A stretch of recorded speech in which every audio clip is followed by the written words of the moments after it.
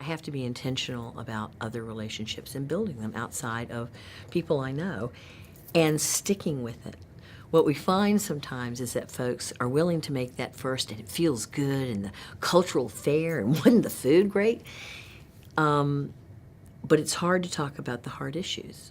Why so the thing I believe is important is making a contact, but then staying engaged, which is what we try to provide opportunities.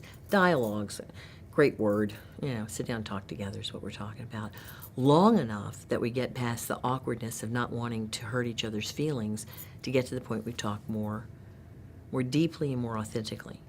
And I got to tell you, without, I'm hoping, my memory's not great, but without, I think, an exception, every dialogue that I've been a part of or helped lead or helped set up, people hate for them to end.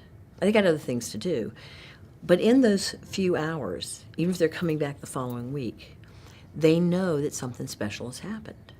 That when they leave that environment where they can talk to each other honestly and actually ask each other something they've always been wanting to ask the other group, they can ask it, get an honest answer. They're not going to be able to leave there and run into someone at the grocery store that's different than them and ask the same question.